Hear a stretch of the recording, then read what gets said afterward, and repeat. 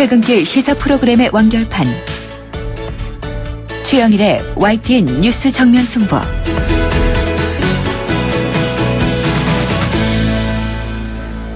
YTN 뉴스 FM 뉴스 정면 승부 2부 시작합니다. 나라 밖 소식부터 알아볼 텐데요. YTN 국제부의 서봉국 기자를 연결하겠습니다. 안녕하세요. 네, 안녕하세요. 네, 자, 이 도널드 트럼프 미국 대통령 당선자가 첫 인사로 이 비서실장을 뽑았다면서요? 네, 초대 백악관 비서실장에 공화당의 주류로 꼽히는 라인스 프리버스 공화당 전국위원회 위원장을 발탁했습니다. 네. 트럼프 미국 대통령 당선자는 선거 전 내내 막말과 스캔들로 공화당 내부에서조차 비난을 받았는데요. 공화당 핵심 의원들이 지지를 철회할 때 끝까지 곁을 지키고 선거전을 이끈 사람이 바로 프리버스 공화당 전국위원회 위원장입니다. 올해 44살인 프리버스 위원장은 선거전에서 이메일 스캔들의 공격을 집중하는 전략으로 힐러리를 궁지에 몰아넣었습니다. 트럼프 정부 첫 인사의 꽃이라고 할 수 있는데 비서실장에 프리버스가 임명된 것은 의회와의 관계 개선을 고려한 포석으로 풀이됩니다.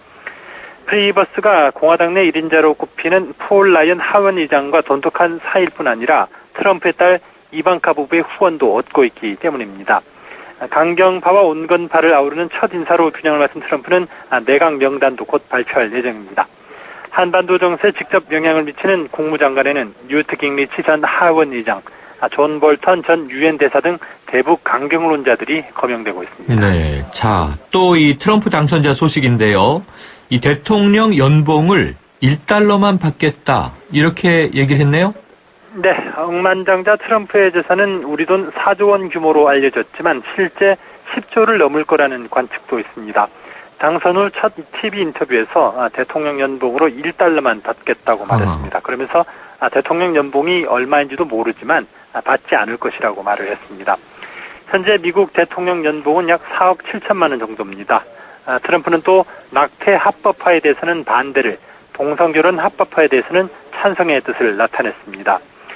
자신의 당선 이후에 무슬림과 히스패닉 등 소수 인종에 대한 증오 범죄가 증가하고 있다는 소식에 대해서는 그런 행위를 중단하라고 촉구했습니다. 네, 이게 뭐 좋은 건지 나쁜 건지 좀 지켜봐야 될 것 같은데요. 이 트럼프 시대의 미국, 뭐 우리나라뿐 아니고 전 세계가 주목하고 있는데 특히 중국이 주목을 하고 있죠. 이 중국의 관영 언론이 경고를 했다면서요? 그렇습니다.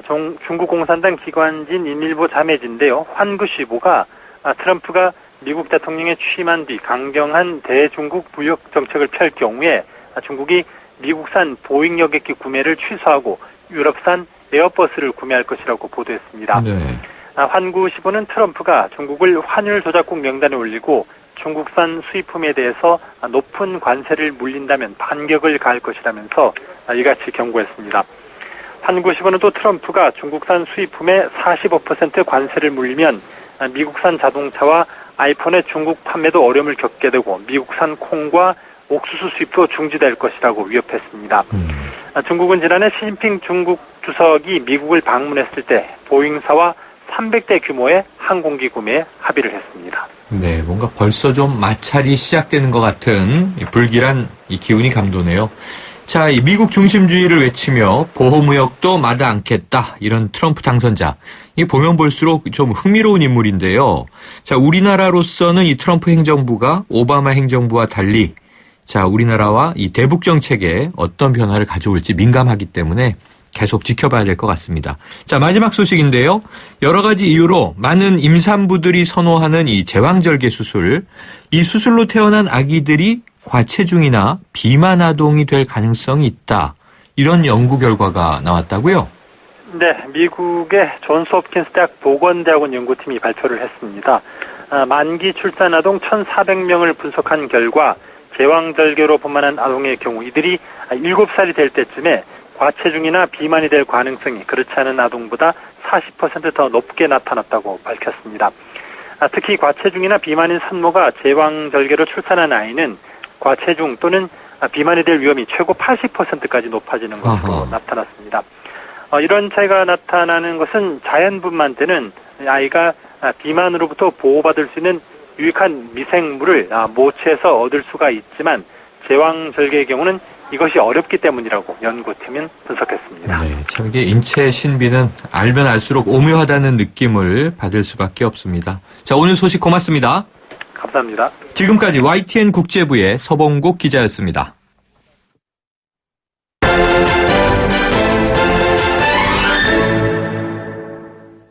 지금 속보가 하나 들어와 있군요. 계속 오늘 이게 진행될 예정이었던 건데 한일 군사정보보호협정 가서명, 오늘 가서명이 예정돼 있다는 이야기가 계속 나왔었는데 가서명을 했다는 속보가 나왔습니다. 자세한 뉴스는요 7시 뉴스 시간에 들려드리기로 하겠습니다.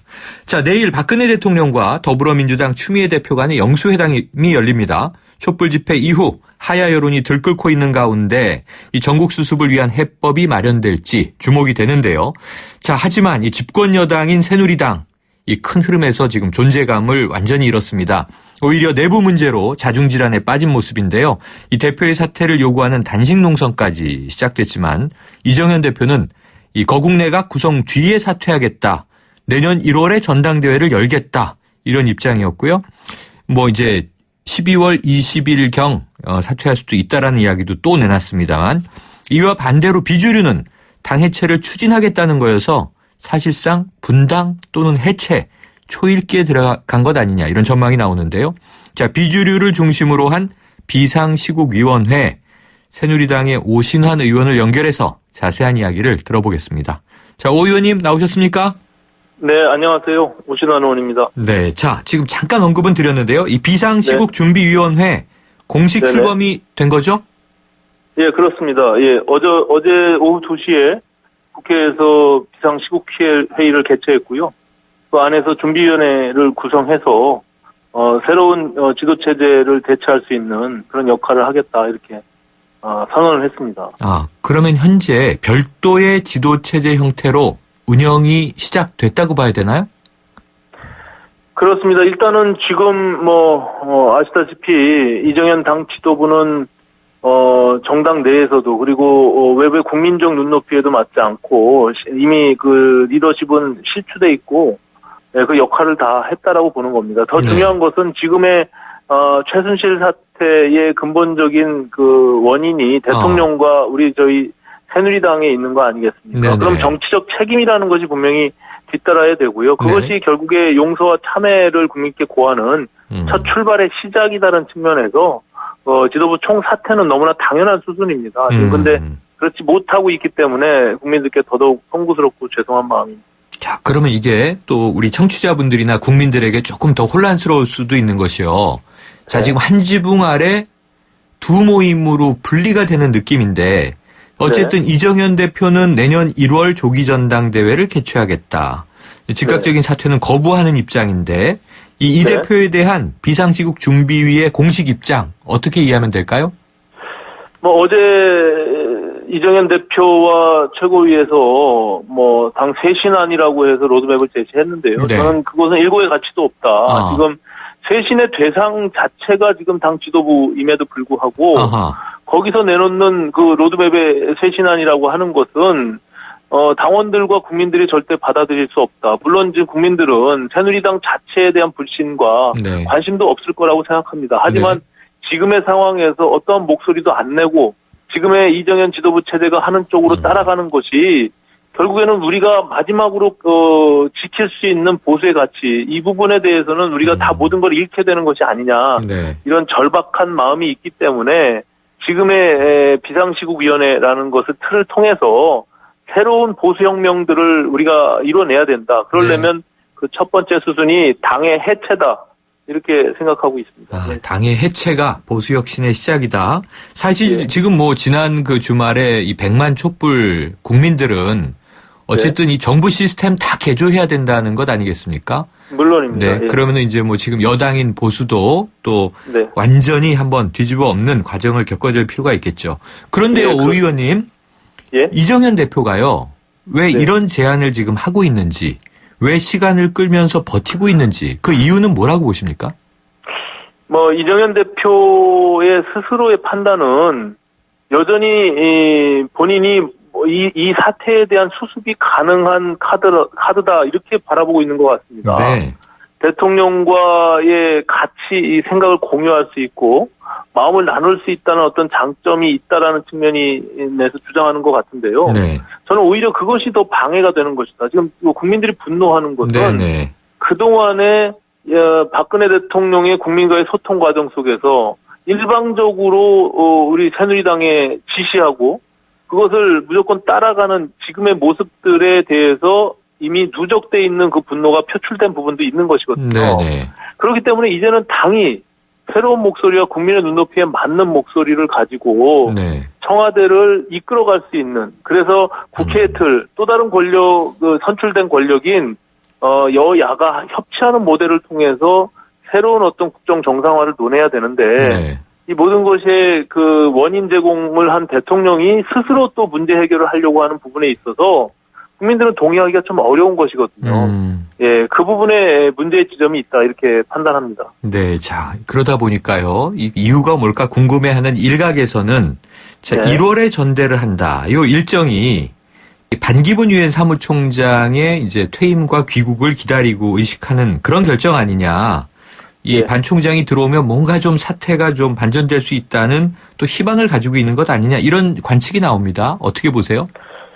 뭐 일부에서 그렇게 관측을 하기도 하는데 네네. 저는 뭐 그것은 뭐 현실 불가능한 부분이다 이렇게 판단하고 있습니다. 아하, 네. 물론 이제 그 반기문 총장 자체도 지금 새누리당에 들어오겠다든지 네. 뭐 어느 지점에서 대권에 출마하겠다든지 이런 어떤 명확한 지금 입장을 발표한 게 아니기 때문에 그렇죠.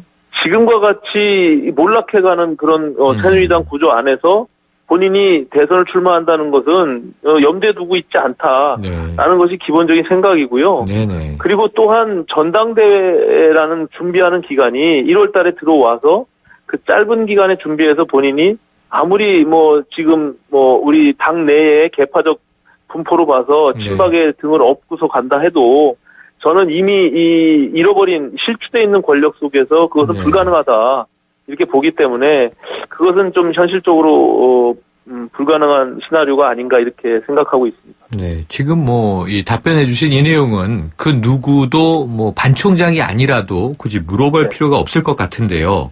네. 하도 이제 이 그 지금 현재 지도부의 시간 끌기 납득이 잘 안 되니까 예, 나오는 예, 얘기겠죠. 그렇습니다. 예. 네, 조금 전에 이 비주류의 당 해체 선언. 네. 자, 이 당 해체라고 이제 선언했는데 네. 구체적으로 이것은 어떤 의미로 좀 국민들이 받아들이면 되겠습니까? 이게 분당인지 아니면 뭐 어떤 것을 해체라고 우리가 이해하면 될까요?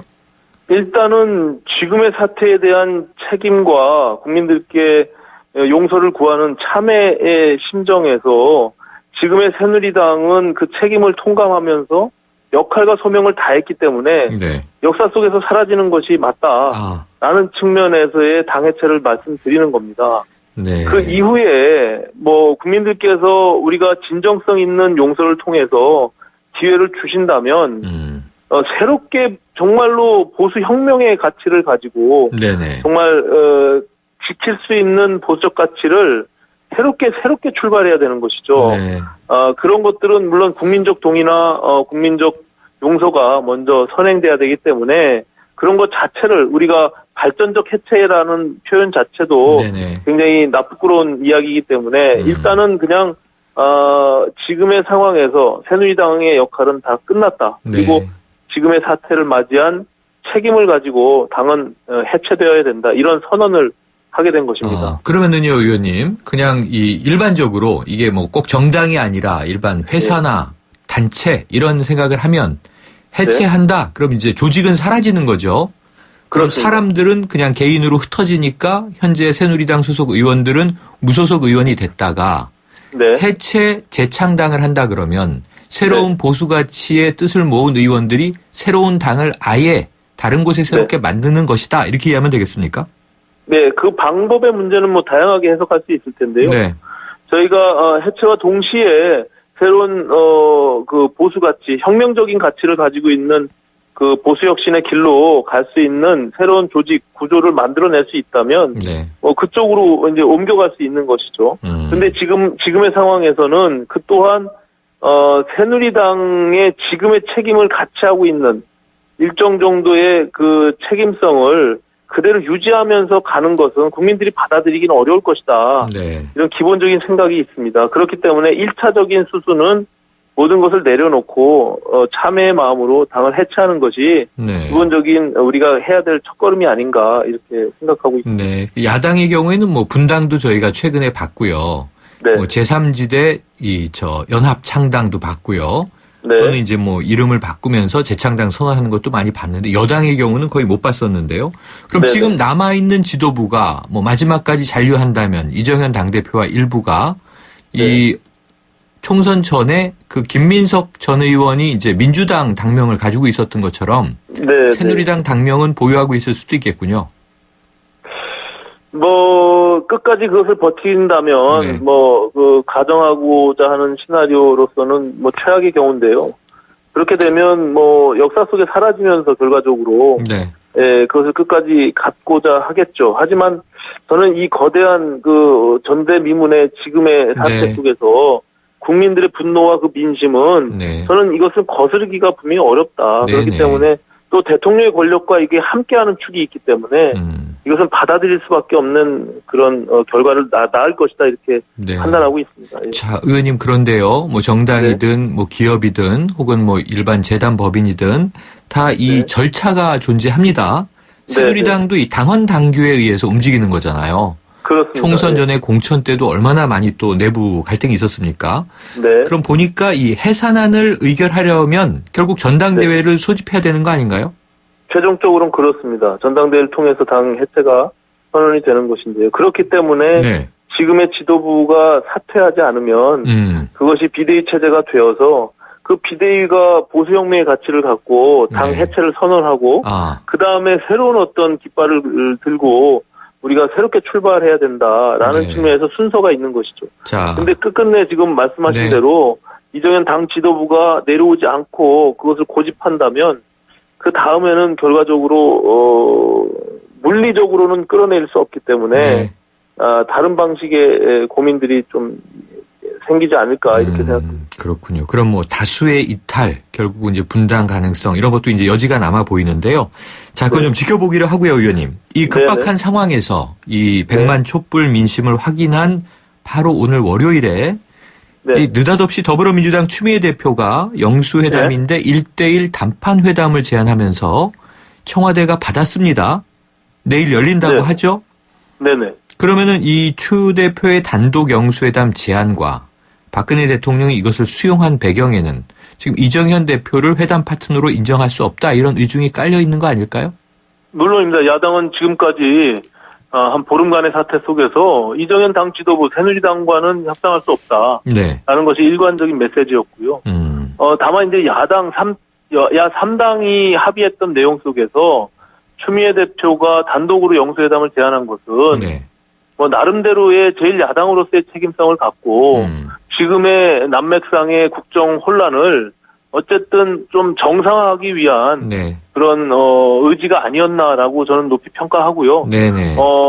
헌정 중단의 사탄은 막아야 된다는 것이 기본적인 저 생각입니다. 그렇기 네. 때문에 내일 영수회담을 통해서 그 물꼬를 좀 트기를 바라면서 또 대통령도 네. 좀 겸허히 이제 국민의 목소리를 좀 받아들이고 네. 모든 것을 내려놓고 협상이 이루어졌으면 하는 바람입니다. 네. 그래서 지금 뭐 이 촛불 민심도 그렇고 야권에서는요. 대통령 네. 퇴진을 기정사실화하고 방법론으로 이제 하야냐 스스로 물러나야 하느냐 탄핵이냐 또는 물러나게 해야 하느냐 이런 논의가 지금 활발한데요.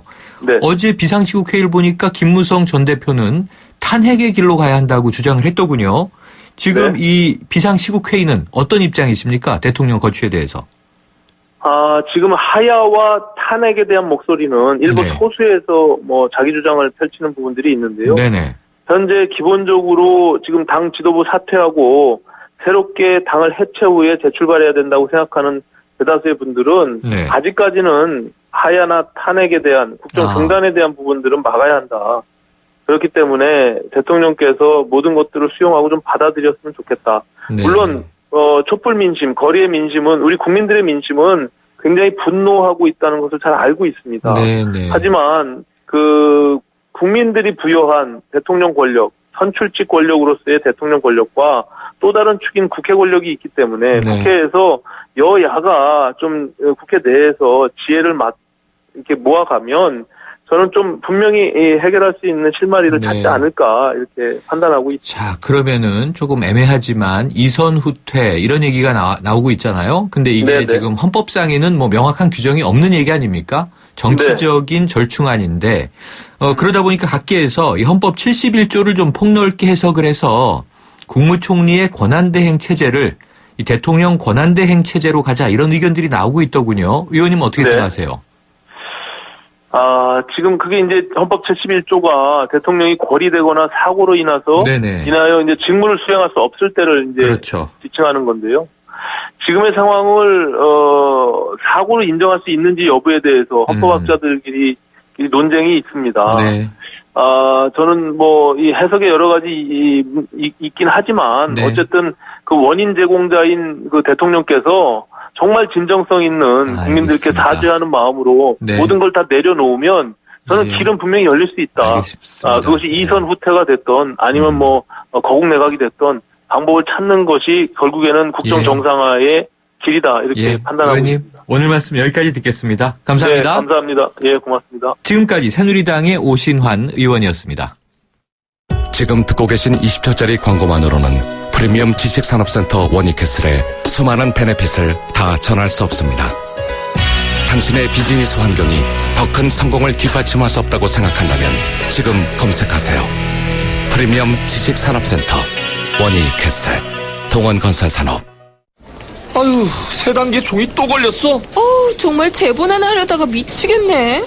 내가 진작 현대오피스로 바꾸라니까 오늘 다 날 셀 거야. 이제 스트레스 받지 마세요. 사무기기 전문기업 현대오피스가 책임지겠습니다. 사무기기의 올바른 기준. 현대오피스. 배우 박소연 밤마다 걱정입니다. 제발 대리운전 불러서 귀가해주세요. 사고라도 나면 여우와 토끼는 누가 먹여 살려요. 2588 있잖아요. 좌우로 정렬 2588 눌러줘요 2588 올뉴 제규어 F페이스 탄생. 제규어의 스포츠카 F타입 DNA를 그대로 물려받은 가장 제규어다운 SUV. SUV가 표현하는 스포츠 드라이빙이란 바로 이런 것이다. 제규어 단 하나의 퍼포먼스 SUV 올뉴 제규어 F페이스. 에이스 고객 지성 이보영. 침대를 말하다. 이 남자 가구 살 땐 신경도 안 쓰더니 침대는 자기가 먼저 누워보는 거 있죠? 당연하지. 몸을 위한 건데. 응? 잡았으면 알 텐데. 침대는 가구가 아니다. 침대는 에이스다. 에이스 침대. 새 차 살 때는 장기 렌터카. SK 똑똑한 장기 렌터카. 똑똑한 가격 주유소 할인. SK 똑똑한 장기 렌터카. 꼭 비교해보세요. 가격도 혜택도 SK 렌터카에서. SK 똑똑한 장기 렌터카. 미세먼지로 고통받는 아이들에게 콘덴싱이 옳았다. 살 곳을 잃어가는 북극곰에게 콘덴싱이 옳았다. 친환경 보일러를 만들겠다는 28년 전 그 선택. 콘덴싱 28년 국가대표 보일러. 2015년 금감원 공시 매출액 1위. 홍은희 씨, 잇몸 관리 어떻게 하세요? 잇몸 관리요? 양치 잘하고 치과도 다니고 그리고 하나 더. 인사돌 플러스. 염증에도 좋고 들뜬 느낌도 꽉 잡아주니까요. 잇몸 건강에 인사돌 플러스. 써본 후의 차이요? 직접 느껴보세요. 동국제약. 2부는 여기까지입니다. 7시 뉴스 듣고 3부로 돌아오겠습니다.